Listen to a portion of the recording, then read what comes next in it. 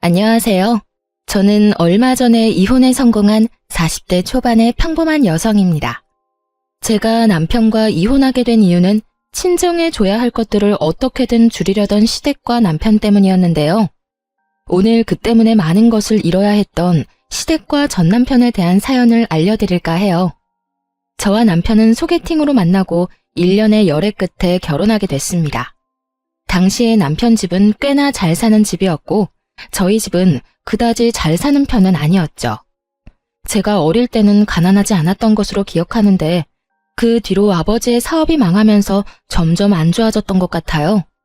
그래도 부모님의 헌신 덕분에 힘든 상황에서도 대학을 졸업하고 대기업에 취직할 수 있었죠. 시댁에서는 저를 탐탁지 않게 여겼지만 그나마 대기업 직장인이라는 타이틀 하나만으로 받아들여 준 것 같았어요. 그렇게 결혼하고 집을 구하는데 괜찮은 곳을 찾을 수 없었어요.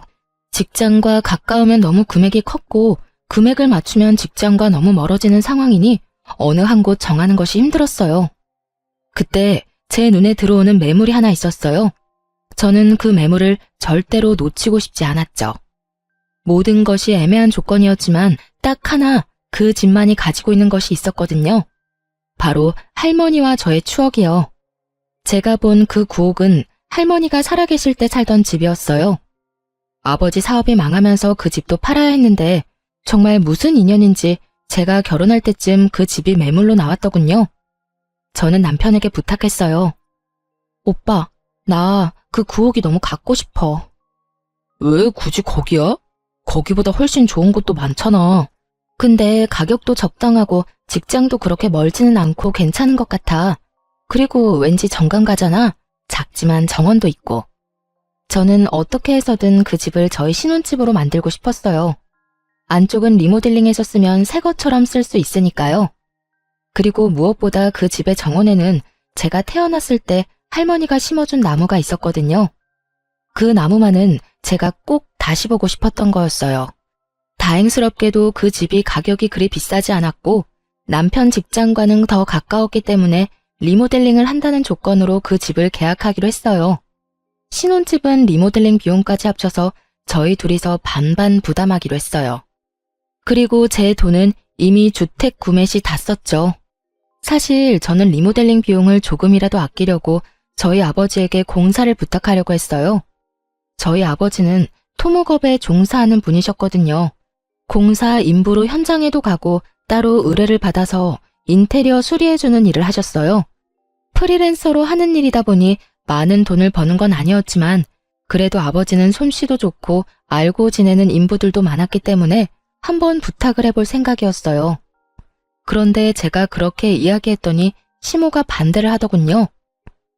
예, 돈 아끼려고 그런 생각하는 마음은 잘 알겠는데 그렇다고 오랫동안 살 집을 이런 식으로 공사장에서 일만 하던 사람한테 맡기는 게 맞는 건가 싶어. 혹시 문제라도 생겨봐. 그럼 어떡하니? 우리가 너희 아버지한테 책임을 물을 수 있겠어? 그리고 일은 그런 식으로 하는 거 아니야. 아는 사람을 통해서 하면 더 부담스러운 법이다. 어머님, 저희 아버지 공사장에서 일만 하신 건 아니고 원래는 인테리어가 주 업무세요. 일이 없을 때는 공사 현장에 가서 일도 많이 하셔서 그렇지 인테리어도 자신 있는 분야니까 괜찮을 것 같은데? 그건 네 생각이잖니. 네 아버지 솜씨가 좋았으면 여태껏 의뢰가 많이 들어왔겠지. 그런 거 아닌 거 보면 너희 아버지 솜씨도 알만하지. 아버지라고 무작정 감싸고 도는 것 같은데 그러지 마라. 나중에 너희 아버지 욕먹으면 어떡하려고? 그 이야기를 듣는데 빈정이 확 상하더라고요. 기분도 정말 나빴죠. 솔직히 거기에서 대들려다가 꾹 참았어요.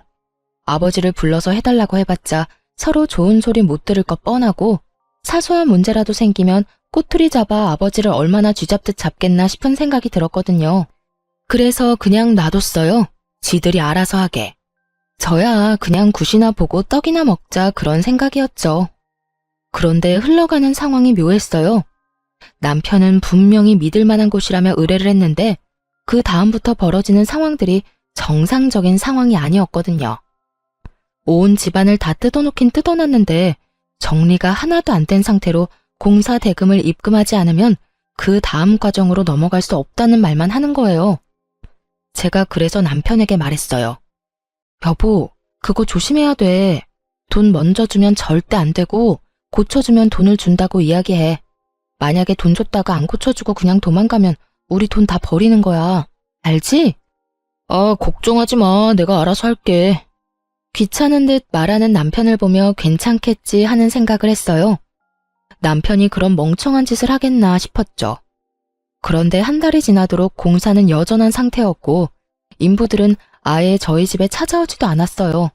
그렇게 집이 방치되는 동안 남편이 하는 것이라고는 인테리어 회사에 전화하는 것뿐이었죠. 전화는 받지도 않았지만 끊임없이 전화를 하더군요. 그러더니 곧 눈물을 뚝뚝 흘리며 저에게 말하더라고요. 여보, 나 어떡해? 이 사람들 진짜 미쳤나 봐. 내가 돈을 줬는데도 공사를 안 해줘. 이제는 내가 전화해도 받아주질 않아. 아니, 왜 돈을 줘? 내가 돈 주지 말라고 했잖아. 돈을 안 주면 공사를 안 해준다는데 그럼 어떡해? 나도 어쩔 수 없이 준 거라고. 대체 얼마를 줬는데? 설마 리모델링 비용으로 쓸 돈 다 준 건 아니지? 그게 한 1,000만 원 정도 남았는데 지금 그게 문제가 아니야. 우리 집 사놓고도 못 들어가는 게 더 힘든 거지. 여보, 진짜 집 좀 어떻게 좀 해줘 봐봐. 장인어른한테 부탁하면 안 될까? 너무 걱정되더라고요. 진짜로 이사 들어갈 날짜를 못 맞출까 봐요. 그래서 결국 친정아버지를 부를 수밖에 없었어요. 아버지에게 미안하다고 얘기하고 어쩔 수 없이 중단된 공사를 부탁했죠. 역시 아버지를 통해 부탁하니 모든 일이 일사천리로 잘 풀렸어요. 그리고 결과적으로는 제가 딱 원했던 예쁜 내부가 완성되었죠. 그렇게 리모델링을 끝낸 후 시모의 요청에 의해 집들이를 하게 됐어요. 집에 온 어머님이 그러더군요. 이거 봐, 얼마나 예쁘게 잘 나왔니? 아는 사람이라고 아무한테 맡겼으면 나중에 어쩔 뻔했어. 내가 하라는 대로 하니까 더 낫지? 시모는 저를 흘겨보며 그런 식으로 이야기하더군요. 그 집이 저희 친정아버지가 리모델링 한 거라고는 상상조차 못하는 얼굴이었어요. 저는 속으로 너무 웃겼어요. 무시하던 저희 아버지가 한 리모델링에 감탄하며 칭찬하는 시모를 보는데 속이 어찌나 시원하던지. 그리고 그때 집들이 왔던 고모님이 칭찬을 하고 난리가 났어요. 질부, 너무 예쁘다. 집 어느 회사에서 했어? 우리 집도 이제 다 낡아서 리모델링 해야 되는데. 우리는 이제 곧 이사 가야 하는데 리모델링 하면 돈 더 많이 받을 수 있으니까 생각하고 있어. 정말로 어디서 한 거니? 가르쳐 줄 수 있어? 제가 미소만 지으며 가만히 있자 남편이 고모들을 향해 그렇게 말하더라고요. 이번에 우리 리모델링 우리 장인어른이 해주셨어. 업체 통해서 하는 것보다 더 잘 돼서 나도 기분 좋아. 정말? 너무 좋겠다. 역시 아는 사람 통해서 하면 깔끔하고 좋다니까. 혹시 연락처 가르쳐 줄 수 있니? 우리 집도 어떻게 좀 안 될까? 친정아버지의 솜씨를 찬양하는 고모들을 보며 시모는 깜짝 놀란 듯 하더군요. 아무 소리도 못하고 그 사이에서 입만 꾹 다물고 있더라고요. 옳게, 사돈댁 연락처 좀 알려줄 수 없어? 이렇게 솜씨 좋은 사돈 소개도 안 시켜주고 너무하네. 우리 저번에 리모델링 해야 한다고 말한 적 있잖아. 그때라도 얘기 좀 해주지 그랬어? 그랬으면 여태껏 발품 파는 일 없었을 텐데. 그러게요. 저도 우리 사돈댁이 이렇게 능력이 좋은지 몰랐네요.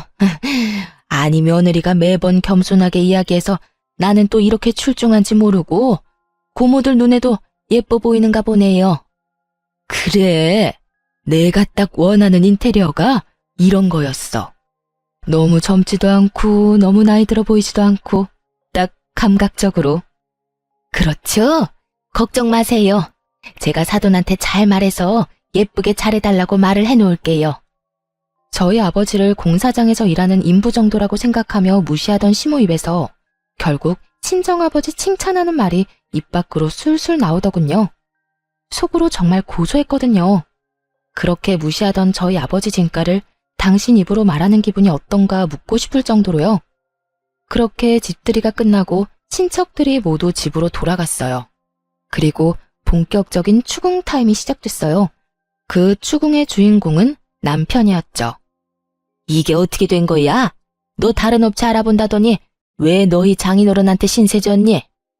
엄마, 그게 아니라 저도 상황이 좀 급해서. 남편이 아무 말도 못하고 우물쭈물하자 답답했던 시모가 저를 보며 물었어요. 너 설마 중간에서 너희 아버지한테 일 주자고 말한 거니? 그래서 너희 아버지가 리모델링 한 거야? 아니요. 저는 아버지에게 부탁한 적 없고 남편이 업체 찾아서 리모델링 하려고 했어요. 그런데 리모델링 업체가 사기꾼이었는지 집을 다 뜯어놓고는 돈만 홀라당 가져갔지 뭐예요? 제가 남편한테 돈 절대 입금하지 말라고 했는데 결국은 어머님한테 받은 돈 중에 1,000만 원만 남기고 싹 다 입금하는 바람에 그 사람들은 도망가고 집은 엉망진창이었어요. 업체는 나중에 찾아가니 아예 없는 주소고요. 그렇게 사기당했다며 울면서 저한테 부탁하는데 그럼 어떡해요? 저라도 뾰족한 수가 있는 건 아니잖아요. 그래서 아버지한테 부탁한 거예요. 다행히도 아버지가 깨끗하게 마무리해 주셨고요. 제 이야기를 듣는 내내 시모의 인상이 찡그려지더니 지끈거리는 이마를 부여잡고는 자기 아들에게 소리를 질렀어요. 너 미쳤어? 그 돈이 어떤 돈인데 사기꾼한테 돈을 줘? 일을 안 했는데 돈을 왜 줘? 너 진짜로 돈 다 날린 거야? 1,000만 원밖에 안 남은 거면 확실하냐고? 엄마, 아니, 나도 잘해보려고 그랬지. 돈 주면 잘해줄 것 같아서 그랬는데 그렇게 도망갈 줄 누가 알았겠냐고. 왜 몰라? 일도 안 하면서 돈 달라고 하는 놈은 사기꾼이지. 너 이런 정신머리로 사회생활은 어떻게 한 거야? 사기 안 당하고 여태까지 산 게 신기하다 이놈아. 엄마, 근데 지금 그렇게 중요한 게 아니야. 장인어른이 리모델링 해주셨는데 리모델링 비용이 없어서 지금 돈을 못 드리고 있어. 1,000만 원 먼저 드렸거든? 나머지는 엄마가 좀 어떻게 해주면 안 될까? 야, 엄마가 무슨 돈이 있어? 그리고 네가 사기당한 돈을 왜 나한테 와서 찾아? 엄마, 한 번만, 진짜 한 번만 부탁이야. 너 집 살 때도 엄마가 돈 빌려줬잖아. 그 돈 가져가고 이제 남는 거 없어. 시모가 제 눈치를 살짝 보고는 그렇게 이야기하더군요. 돈이 없다는 건 사실이 아니었을 거예요. 시부가 사업을 하는데 그 정도 돈이 없을 리는 없죠. 그런데 시모가 뜬금없이 금으로 가져가지 않겠냐고 묻더군요. 저는 일단 아버지한테 물어본다고 이야기했어요. 아버지는 금으로 받아도 상관없다고 하더군요. 그렇게 리모델링 비용의 차액을 금으로 받았어요. 알고 보니 시부모가 모아놓은 금이 좀 있었던 것 같더라고요. 대부분이 남편 어릴 때 받은 금반지, 금팔찌, 금목걸이 등이었죠. 언젠가 남편한테 줄 생각이었던 것 같은데 돈은 주기 좀 그렇고 대신해서 이거라도 넘길 생각이었던 것 같아요. 그 정도는 감안하기로 했어요. 사실 저희가 현금을 손해보는 거랑 마찬가지지만 아버지는 여의치 않았어요. 왜냐하면 우리 집 리모델링을 해준 뒤로 여러 군데서 아버지를 찾는 연락이 많이 왔거든요. 동네에서 리모델링 꼼꼼하고 잘해준다는 소문이 나서 바쁘게 일하기 시작했으니까요. 그렇게 저희 신혼집에 집들이는 무사히 끝났죠. 시부모가 저희 친정아버지에 대해 인식을 달리한 좋은 일이었기도 했죠. 그렇게 별일 없이 평범하게 시간이 지났죠. 그동안 시부모는 저희 부모님을 무시하는 행동은 보이지 않았어요. 그만큼 저희 아버지 실력이 동네에 소문이 나기 시작했거든요. 그렇게 결혼 3년 차쯤에 친정아버지에게 뜻밖의 연락이 왔어요. 딸, 안사돈이 연락 왔던데 지금 살고 있는 집 리모델링 하고 싶다고 말이다. 내가 해줘도 될까? 일단 너한테는 먼저 이야기해야 할 것 같아서. 저는 솔직히 속으로 깜짝 놀랐어요. 저희 집의 부탁은 절대로 안 할 줄 알았거든요. 그런데 저희 신혼집 상태를 보고 아무것도 모른다며 무시하던 저희 아버지를 찾은 걸 보니 이제야 친정아버지 진가를 알아챘나 싶어서 어깨가 으쓱하더라고요. 그럼 해드려도 되지. 아빠가 상담 잘해서 원하는 대로 잘 맞춰줘. 그런데 아빠 요즘 바쁘다고 하지 않았어? 바쁘기는 한데 그래도 네 시댁이잖아. 내가 좀 더 신경 써야지. 그런데 걱정은 안 돼? 혹시나 만에 하나라도 공사 잘못되면 진짜 아빠 물고 뜯을 사람들이거든. 나는 왜 이렇게 걱정되지? 괜찮아. 아빠가 애도 아니고 알아서 할 테니까 너는 너무 걱정 말고 있어. 그렇게 저의 작은 걱정을 뒤로하고 공사는 완벽하게 끝났어요. 시부모가 원하는 상을 맞추느라 기한이 좀 길어졌지만 그래도 굉장히 흡족할 만한 결과물이 나왔죠. 누구도 그걸 부정할 수는 없었어요. 시부모가 입이 귀에 걸릴 만큼 웃고 있었으니까요. 그런데 문제는 그 뒤에 터졌어요. 공사가 완료됐는데도 공사 대금을 안 주는 거예요. 공사 진행 중에 달라고 한 것도 아니고 공사가 다 완료된 뒤에 달라고 하는데도 계속 미루더군요. 결국 참다 못한 제가 시모에게 먼저 말했죠. 어머님, 저희 아버지 공사 대금은 언제쯤 받을 수 있을까요? 아버지만 일한 거면 상관없지만 함께 일한 아저씨들도 일한 만큼 돈은 가져가야 하잖아요. 그러니까 좀 기다리래도. 우리가 지금 돈이 없어. 너도 알잖니? 너희 시아버지 사업이 요새 좀 많이 힘든 거. 그럼 사업 힘들 때 리모델링은 왜 하셨는데요? 라는 말이 목구멍까지 치고 올라왔지만 일단 참았어요. 그리고 다시 되물었죠. 그러니까요. 아버님 사업 힘든 만큼 저희 아버지도 지금 힘들어요. 저희 아버지는 모르지만 다른 아저씨들은 아마 신고라도 해서 그 돈 당장 받으려고 하실 거예요. 어떡하실 거예요?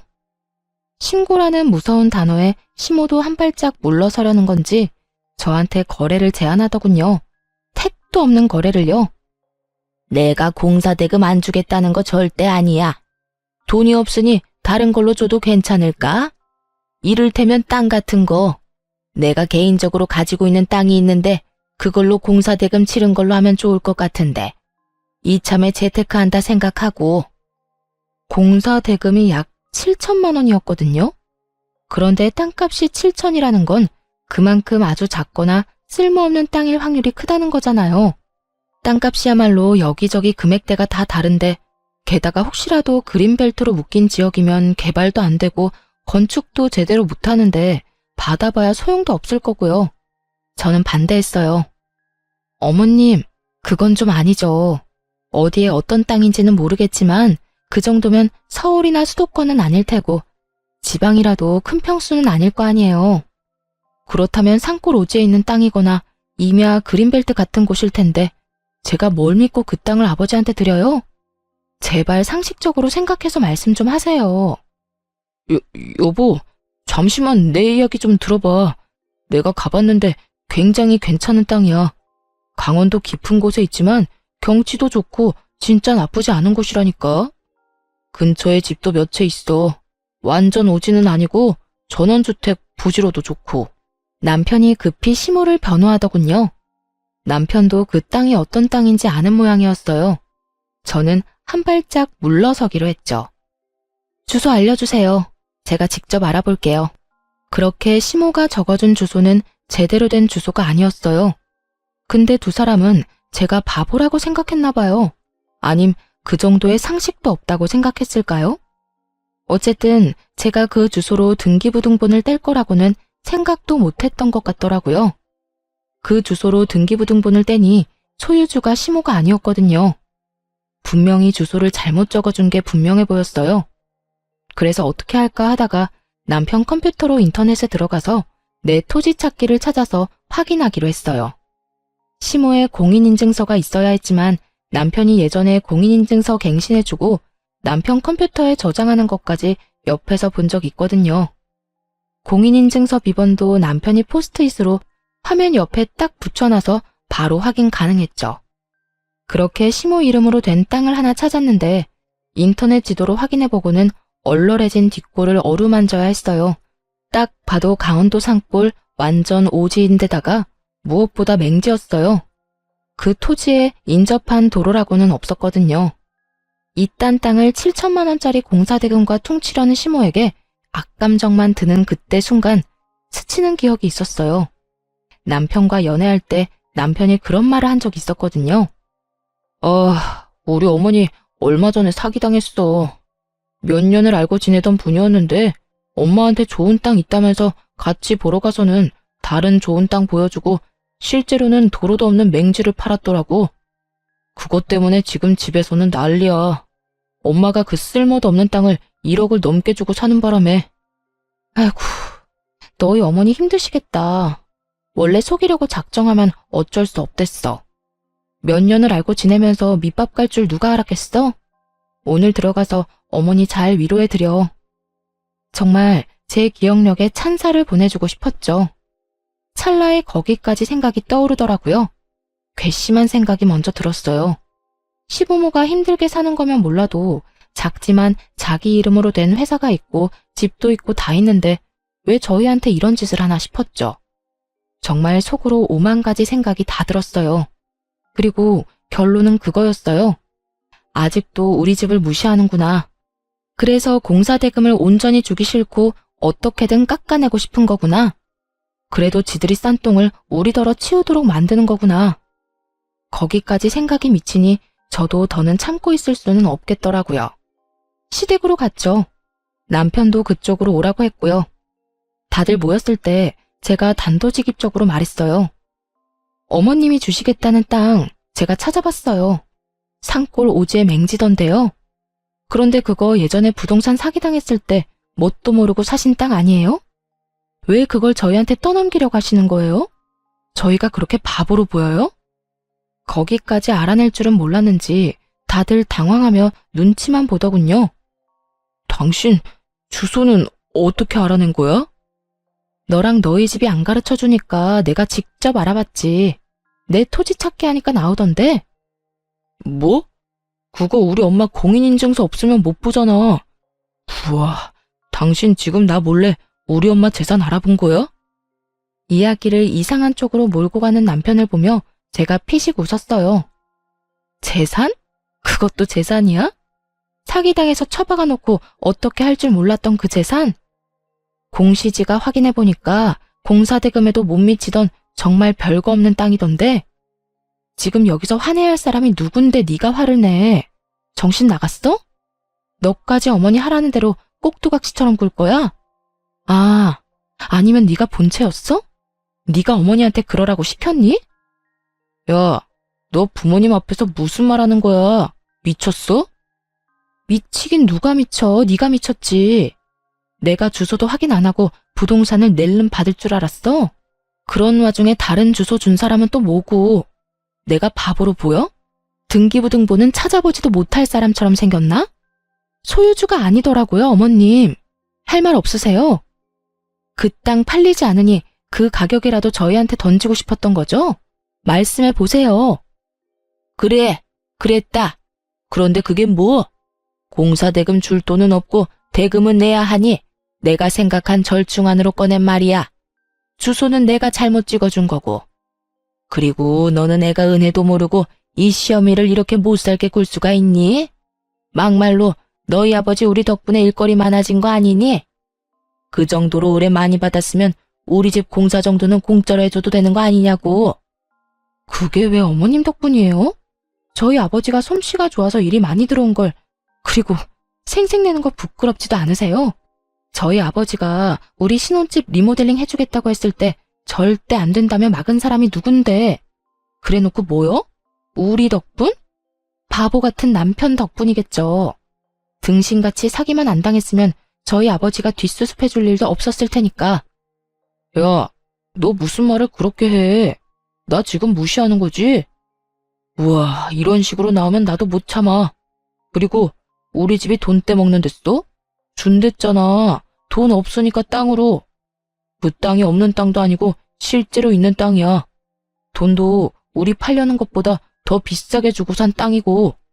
사기당했으니까 그렇지. 지금 네 말은 우리더러 너희 엄마가 싼 똥이나 치우라는 거잖아, 이 나쁜 놈아. 뭐? 똥을 치워? 야, 너 말 그따위로밖에 못해? 그래, 못한다. 그게 진실인데 뭘 어떡하겠어? 왜? 한 대 치고 싶어? 쳐! 치고 나도 편해져 보자, 어? 적반하장으로 나오던 시부모와 남편은 막 나가는 저를 보며 어이없는 표정을 짓더니 남편이 이내 그러더군요. 네가 이렇게까지 비이성적이고 감정적인 인간인 줄 몰랐어. 우리 이혼하자. 어차피 애도 없는데 잘 됐지 뭐. 그리고 엄마가 이번 리모델링 끝나면 더는 너 쓸모도 없으니까 이혼하라고 했거든? 내가 그렇게까지 할 생각은 없었는데 엄마 말이 옳았던 것 같다. 이혼해. 아, 벌써 이야기가 그렇게 다 된 거였어? 그러니까 그딴 땅도 땅이라고 넘기겠다고 하지. 미친, 내가 너 용서할 줄 알아? 공사대금 죽을 때까지 너 괴롭혀서라도 다 받아낼 거야. 한 푼도 남김없이 탈탈. 그러든지 말든지. 우리는 돈 없어. 공사대금 받아가고 싶으면 돈 생길 때까지 기다리든지 아니면 그 땅으로 가져가. 그거 아니고는 타협 없어. 왜 돈이 없어? 네가 주면 되지. 우리 신혼집 나한테 넘기고 가. 내가 차액 줄게. 그럼 되지? 그건 못 주지. 집값이 어떻게 될 줄 알고. 머리 쓰려는 것 같은데 그건 안 돼. 재산 분할하더라도 그 집은 내가 가질 거야. 너랑 내가 반반 냈으니 내가 시세에 반 떼주면 되는 거잖아. 남편분이 무슨 생각인지 빤하더군요. 그 집은 9억이지만 안쪽 리모델링이 잘 돼서 저희가 샀던 가격보다는 더 비싸게 팔 수도 있게 됐거든요. 솔직히 그 집을 뺏기고 싶지는 않았어요. 왜냐면 그 집이 예전에 저희 할머니가 살던 집이었고 제가 태어났을 때 심었던 나무가 그대로 자라고 있었거든요. 한 번 잃었던 걸 다시 되찾은 기분이었기에 이대로 놓치고 싶지는 않았지만 저 혼자 어떻게 할 수 있는 부분이 아니어서 일단 집은 내려놓기로 했어요. 객관적으로는 그렇게 좋은 집이 아니었거든요. 제가 애착을 지닌 집이기에 저에게는 좋은 집이었지만 다른 사람들 눈에도 그렇게 보일 정도는 아니었으니까요. 결국 그날의 대화는 이혼이라는 결론으로 끝났어요. 시댁에서 나와 거리를 떠돌던 제가 친정아버지에게 전화를 했어요. 아빠, 공사대금 어떡하지? 그 집에서는 절대 못 주겠대. 땅으로 받아가라는데 내가 알아보니까 진짜 쓸모라고는 하나도 없는 땅이더라고. 그래? 일단 주소 좀 보내줘봐. 아빠가 한번 알아볼게. 그렇게 이틀이 지났을 때 아버지에게 다시 전화가 왔어요. 그런데 제 생각과 다른 말을 하더군요. 돈으로 줄 생각 없다고 하면 그냥 포기한 척 땅으로 받아. 대신 공시지가로 쳐서 받을 거니까 공사대금에 못 미치는 나머지 2천만 원은 현금으로 달라고 하고. 그 땅 산다고? 아빠, 잘 생각해봐. 그거 진짜 쓸모없는 땅이라니까. 괜찮아, 걱정하지 말고 사. 그 집 사람들 은근히 욕심은 많은데 선택을 잘 못하더라고. 친정아버지가 하는 말을 저는 못 알아듣겠더라고요. 그렇지만 아버지가 그렇게 하겠다는데 제가 뭘 어쩌겠어요. 그냥 그렇게 그 땅을 받기로 하고 이혼했죠. 역시 애가 없어서 그런지 이혼은 순식간에 되더군요. 재산 분할을 했는데 집값을 나눠야 했거든요. 어차피 돈 반반 주고 들어갔으니 반은 저한테 줘야 했는데 그 돈이 없는지 남편이 그 집을 담보대출로 잡아서 저한테 2억을 떼주더군요. 위자료도 조금이지만 가져올 수 있었고요. 그리고 공사대금 2천만 원과 그 땅도 저희 쪽으로 소유권 이전이 됐어요. 사실 처음에는 이걸로 뭘 해야 하나 막막했거든요. 땅 받을 때 아버지가 제 이름으로 받으라고 해서 일단 그렇게 받았는데 아버지는 그냥 때가 될 때까지 가지고 있으라고만 했어요. 저는 2억과 위자료를 가지고 도시 외곽 쪽에 작은 전세를 얻었어요. 그렇게 계속 일만 하느라 공사대금 대신 받은 땅은 1년 넘도록 신경도 쓰지 못했거든요. 그런데 하루는 저한테 전화가 왔어요. 안녕하세요. 강원도에 땅 가지고 있으시죠? 저는 그쪽 분 땅이랑 맞닿아 있는 땅을 가진 사람인데요. 잠깐 드릴 말씀이 있는데 언제 시간 괜찮으세요? 강원도 땅이라는 말을 듣자마자 알겠다고 하고는 아버지와 함께 나가서 이야기를 들었어요. 저희가 1년 전에 그 땅 사서 펜션을 올렸거든요. 생각보다 장사가 잘 돼서 옆에 있는 땅도 사서 건물을 하나 더 올리고 싶어서 연락드렸어요. 땅을 사고 싶은데 혹시 괜찮을까요? 그 사진부터 좀 볼 수 있을까요? 저희 땅이 맞는지 확인도 좀 하고 펜션이 어떻게 돼 있는지도 보고 싶거든요. 그 사람이 보여준 사진에는 기존에는 없었던 도로가 들어서 있었어요. 게다가 펜션도 생각했던 것보다 더 고급스러워 보였고요. 아버지가 물었죠. 그러면 평당 얼마 정도로 생각하고 있는지 알 수 있을까요? 그 사람이 말한 금액은 우리가 산 땅값의 무려 4배였어요. 물론 4배라도 엄청 큰 금액은 아니었죠. 원래 워낙 헐값이었던 땅이었으니까요. 사실 땅 사고 나서 조경사였던 오빠가 그곳에서 여러 가지 식물들을 심어 예쁘게 꾸며놓고 한쪽 구석에 하우스처럼 식물 재배도 하고 있긴 했죠. 그거 보고 마음이 가신 모양이더라고요. 그 조경을 그대로 갖다 쓸 수 있지 않겠나 하는 생각도 한 것 같더라고요. 게다가 도로가 생겨서 맹지가 아닌 게 되고 여러모로 효용성이 높아지면서 상대 쪽도 그만큼 가격을 책정한 거였어요. 아버지와 저는 내색은 하지 않고 조용히 고개를 끄덕였죠. 이번이 아니면 기회가 없다는 생각으로 그렇게 팔기로 결정했어요. 시모가 헐값에 넘겼던 공사 대금이 4배로 돌아오게 됐죠. 게다가 호재는 더 있었어요. 당시에 우리 아버지가 저희 신혼집 공사를 해줬잖아요. 그때도 남편이 리모델링 비용을 사기꾼한테 다 털리는 바람에 시모가 남편 아기 때 받았던 금반지와 팔찌, 목걸이를 저희한테 공사 대금 대신 줬잖아요. 5, 6년 사이에 금값이 2배로 확 뛰어버린 거죠. 그 인간들이 저희에게 떨이 팔듯 내놓았던 것들이 시간이 지나면서 저희에게 더 큰 이득을 가져다 주고 있었어요. 이런 사실을 저들이 알까 싶었는데 어디서 소문을 들었는지 전 남편에게 연락이 왔어요. 잘 지냈어? 혹시 시간 있으면 좀 만날까? 오랜만에 할 이야기도 있고. 난 할 얘기 없는데? 차갑게 끊어내는 제 말투에 전 남편이 당황한 듯 말하더군요. 엄마도 당신 얼굴 잠깐 보고 할 말 있다고 하셔서 너 바쁘면 우리가 너 있는 대로 갈게. 기분이 좀 묘했죠. 이렇게 끊어내려고 철벽치는데 여기까지 오겠다느니 내 사정에 무조건 맞추겠다는 저 느낌이 왠지 모르게 수상했거든요. 꼭 만나야 해? 나 당신 얼굴 보고 싶지 않은데? 줄 것도 있으니까 만나야 하지 않을까? 뭔진 몰라도 준다는데 안 나갈 순 없었죠. 혹시 그 집에 뭘 두고 왔나 하는 생각까지 들었으니까요. 그래서 만나러 갔는데 대뜸 탁자 위에 올린 건 돈이었어요. 이거 뭐야? 이거 장인어른 당신 아버지가 우리 엄마네 공사해주고 받아야 했던 공사 대금이야.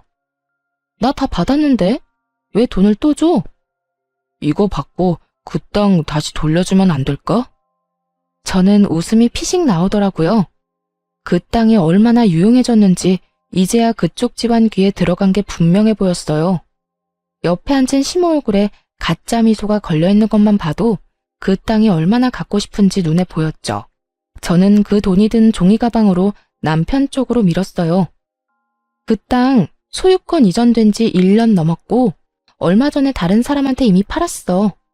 그 옆에 펜션 한다는 집이 잘 돼서 부지 확장한다고 나한테 연락 왔던데 팔라고. 그래서 팔았어. 팔았다는 제 말에 시모와 전 남편이 자리에서 벌떡 일어나더니 저를 추궁하더군요. 너 미쳤니? 그걸 어떻게 팔 생각을 해? 뭐? 그걸 팔면 어떡해? 네가 뭔 상관이야. 내가 내 땅 판다는데. 너 나랑 이혼한 거 잊었어? 너랑 나는 엄연히 남남이라고. 돈값 못할 줄 알았더니 4배로 팔릴 줄 누가 알았겠어? 하긴 우리가 예쁘게 꾸며놓기도 했지. 그러니 돈을 그만큼 쳐준 게 아닐까 싶네. 4배? 이번에는 시모가 금액 이야기를 듣고 그 자리에 주르륵 주저앉더군요. 안 된다. 안 돼. 그 땅 다시 돌려줘, 응? 제발 돌려줘.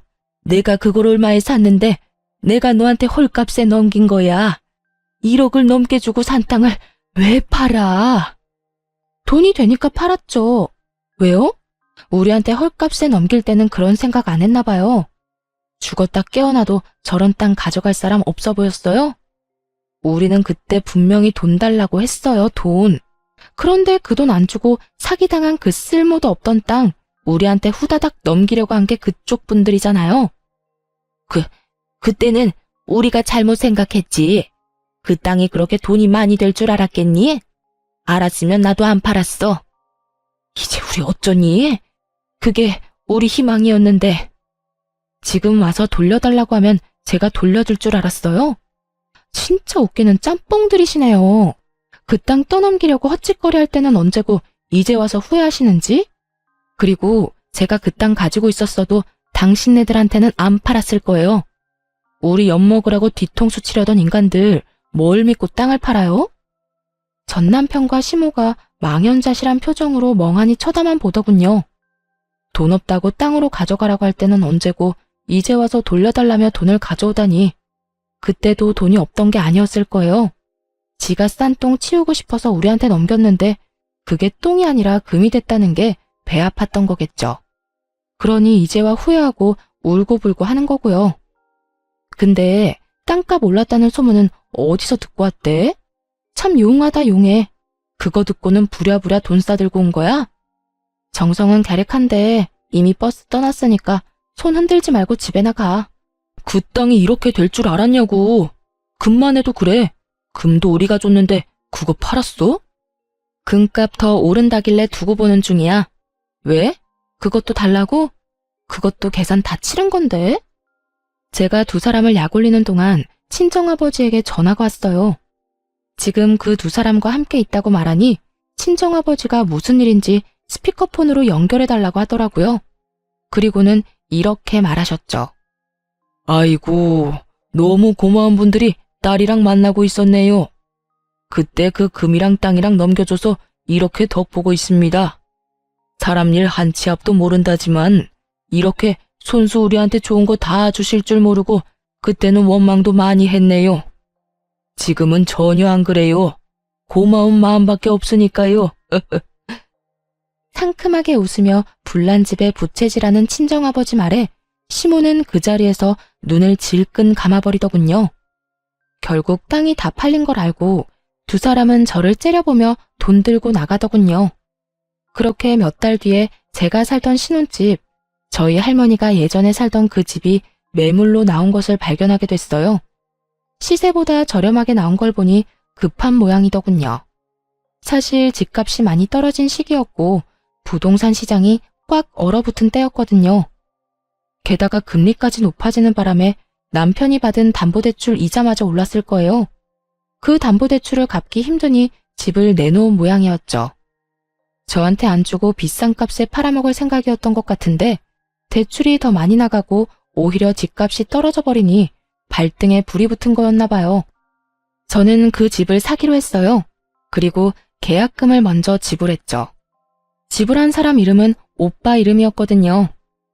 결국 계약한 사람이 저인지 눈치 못 챈 전 남편은 계약을 하러 부동산으로 왔더군요. 제가 부동산에 등장하니 전 남편이 저를 보고 깜짝 놀라더군요. 뭐야? 당신이 왜 여기 있어? 내가 계약하려는 사람이거든. 엄밀히 따지면 오빠와 내가 반반 내고 사기로 했어. 당신이 왜 여기에 있냐고.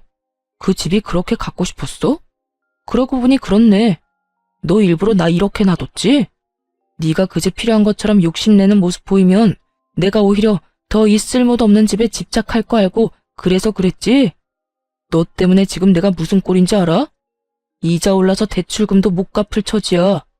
그래놓고 이것까지 헐값에 가져가려고? 야, 너 미쳤어?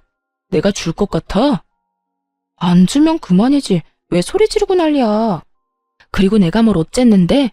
우리가 왜 이혼한 건지는 알기나 하냐? 네가 우리 집 무시했잖아. 너희 집 전체가. 우리 아버지 공사장에서 일한다고 무시하고 공사 대금도 제대로 안 주려고 하고. 이게 다 너희 집이 우리 집 무시하는 바람에 네가 피본 거잖아. 너희가 정당하게 공사 대금 돈으로 줬으면 너한테 억울할 일이 있었겠어? 그 금도 다 너희 집 거였고 그 땅도 다 너희 거였어. 누가 달랬어? 지들이 제발 가져가라고 떠밀어 놓고는 이제 와서 누구 탓을 해? 한 입으로 두말하는 양아치 같으니라고. 말 다 했어? 나 안 팔아. 안 팔 거니까 꺼져. 그래? 그럼 간도. 그럼 계약금이나 배상해. 알지? 2배. 매도자가 계약금을 받은 채로 계약을 파기하면 그 2배를 지불해야 한다는 조건이 있었거든요. 결국 전 남편이 씩씩대며 제게 그 돈의 2배를 돌려줬죠. 그렇지만 제가 그 집을 포기한 건 아니었어요. 계속 주시하고 있었죠. 결국 제가 원하던 연락이 왔더라고요. 아직 그 집 살 생각 있어? 생각보다 집이 안 팔리니 똥줄이 탄 모양이었어요. 하긴 아파트도 아닌 구옥에 외관도 허름했으니 그렇게 쉽게 팔릴 리가 없었죠. 내가 굳이? 그런 짓을 왜 해야 하는데? 이미 한 번 엎질러진 계약인데 너 그때 죽어도 안 판다고 하지 않았어? 말이 그렇다는 말이지. 내가 진짜 안 팔려고 그런 건 아니야. 살 생각 있으면 제값 주고 가져가던가. 미안한데 살 생각 없어. 당신이 알아서 잘 처리해. 다시는 연락하지 마. 야, 잠깐만. 내 말 좀 들어봐. 아깝지 않아? 너 이 집 좋아했잖아. 그럼 좀 더 깎아줄게. 제발 부탁이야. 한 번만 내 말 좀 들어줘봐. 됐다니까? 끊는다. 그렇게 끊어버리자 문자로 온갖 욕을 다 보냈더라고요. 사실 일부러 튕겼어요. 안 팔릴 거라는 거 알고 있었으니까요. 결국 3달 뒤쯤 그 집이 경매 매물로 나와 있는 걸 발견했죠. 담보대출이 워낙 많고 워낙 오래된 집인데다 아무래도 입지가 좋은 곳도 아니라 몇 번이나 유찰이 됐더군요. 그래서 가격이 많이 떨어진 상태였어요. 그리고 그건 저에게 매우 좋은 기회였죠. 제가 저번에 사려던 금액보다 훨씬 저렴하게 낙찰받을 수 있었거든요. 그 뒤에 낙찰받은 사람이 저라는 걸 알았는지 전 남편에게 연락이 왔어요. 야, 너 경매로 나올 거 생각하고 안 샀지? 어떻게 이렇게 악독할 수가 있어? 나는 완전 빈털털이 아무것도 없는 이혼남 신세가 됐는데 왜 너만 잘 나가냐고. 네가 왜 빈털털이야? 너희 아버지 사업하잖아. 가서 돈 달라고 하면 되지. 지금 그 사업도 망하기 일보 직전이라고. 내 상황이 이런데 어떻게 너까지 내 뒤통수를 쳐? 그래도 한때는 와이프였잖아. 내 뒤통수 먼저 친 건 너고요. 사기당해서 산 땅 우리 집에 헐값에 넘기려던 게 너 아니었어? 되게 넌 결백한 것처럼 말하네. 그래도 지금 결과를 보라고. 너 혼자 다 가져가게 됐잖아. 이건 아니잖아. 왜 내가 이런 꼴을 당해야 해? 왜? 투정 부리고 싶으면 너네 엄마 찾아가서 투정 부려. 나한테 전화해서 이딴 하소연하지 말고. 듣기 싫으니까 끊을게. 그렇게 전화를 끊고 다음 날인가 시모가 저한테 전화했더라고요. 제가 시모 번호를 차단해놨더니 모르는 사람 번호로 전화해서요. 야, 네가 인간이야? 어떻게 우리 애를 다 털어먹을 수가 있어? 네가 그러고도 양심이 있는 거야? 피도 눈물도 없는 년 결혼을 시키지 말았어야 했어. 그랬으면 우리 아들이 이렇게까지 너한테 다 뺏기진 않았을 텐데. 헛소리 하려고 전화하셨어요? 웃기네요. 싫다는데도 저한테 자기들 거 다 안겨준 건 그쪽이랑 그쪽 아드님이잖아요. 그래놓고 이제 와서 후회는 왜 해요? 남의 떡이 커 보여요? 아, 하긴 떡이 그때보다 많이 커지긴 했죠. 그렇다고 해서 이미 준 걸로 후회하면 한도 끝도 없어요. 그래도 인간적으로 고마움은 전할게요. 그때 우리 집에 주신 거 다 고마워요. 안 받았으면 큰일 났을 거예요. 이렇게 대박 칠 줄 누가 알았겠냐고요. 아유, 아까운 내 금, 아까운 내 땅. 그것들이 지금 시세가 얼만데 그걸 놔뒀으면 내가 지금쯤 이러고 있지도 않을 텐데. 아이고, 내가 미쳤지. 왜 그걸 전현한테 줘가지고 조금만 더 기다렸으면 됐을걸. 전화로 악담을 퍼붓던 시모의 전화를 끊어버렸어요. 이제와 후회한들 어쩌겠어요. 저는 손해 하나 안 보고 이혼했으니 이혼 잘한 거지만 공사대금 좀 아끼려다가 손에 쥔 패드를 모조리 넘기고 결국은 나중에서야 후회하며 눈물 흘리는 저들은 이혼이 최악의 선택이었던 거죠. 그리고 이렇게 된 것도 제 탓은 아니잖아요. 그래도 그 집까지 뺏어오니 속이 다 시원하더군요. 저는 경매로 산 우리 신혼집의 외관을 친정아버지에게 부탁해 살짝 고쳐서 살고 있어요. 아버지도 그 집 가져온 거 너무 좋아하셨고요. 그 집에는 저뿐만이 아니라 아버지의 추억도 함께 들어 있으니까요. 친정아버지도 종종 들르는 집이니 앞으로도 제가 계속 가지고 갈 집 같아요. 어떠세요? 웃기지 않나요? 어떻게든 값 깎아보려다가 영혼까지 탈탈 털린 저의 전 시댁 사람들 이야기요. 여러분들이 재미있게 읽어주셨다면 좋겠네요. 그럼 모두들 즐거운 하루 되세요.